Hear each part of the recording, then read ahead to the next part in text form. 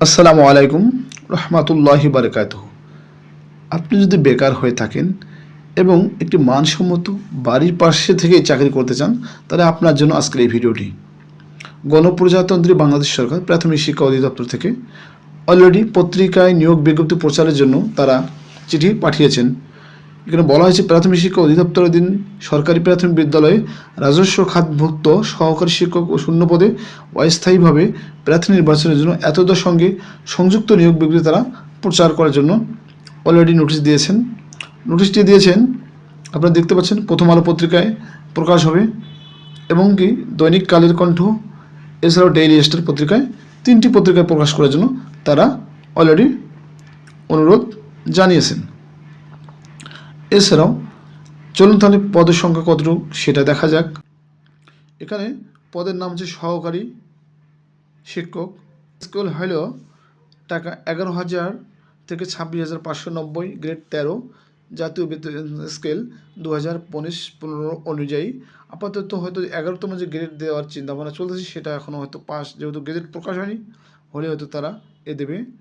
এখন পদের সংখ্যা হচ্ছে আপনার, পদের সংখ্যা হলো 4,166। বয়সসীমা 30শে নভেম্বর 2025 তারিখে প্রার্থীর ন্যূনতম সর্বোচ্চ বয়স হবে যথাক্রমে 21 থেকে 32 বছর বয়স পর্যন্ত।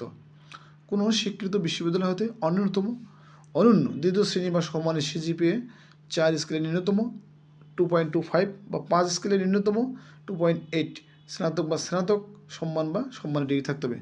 শিক্ষা জীবনে কোনো স্তরে তৃতীয় বিভাগ অথবা সমান জিপিএ, তৃতীয় শ্রেণী অথবা সমানের সিজিপিএ গ্রহণযোগ্য হবে না।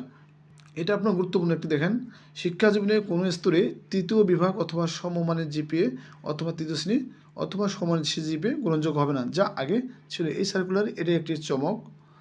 আপনার আবেদন শুরু হবে আগামী, অর্থাৎ আগ্রহী প্রার্থীগণকে অনলাইনে আবেদন করতে হবে। আবেদন করা শুরু হবে 14 নভেম্বর 2025 এবং শেষ হবে রাত 12টায় 27শে নভেম্বর 2025।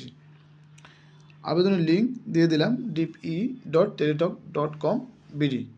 বন্ধুরা, আবেদন করতে কিছু কোনো সমস্যা হয়ে থাকে বা সার্কুলার কোনো কিছু তথ্য বুঝতে যদি সমস্যা হয়ে থাকে, আপনারা কমেন্ট বক্সে জানান এবং সার্কুলারটি পেতে চাইলে আপনারা আমাকে কমেন্ট করে জানান, আমি কমেন্ট বক্সে সার্কুলারটি দিয়ে দেবো। ধন্যবাদ।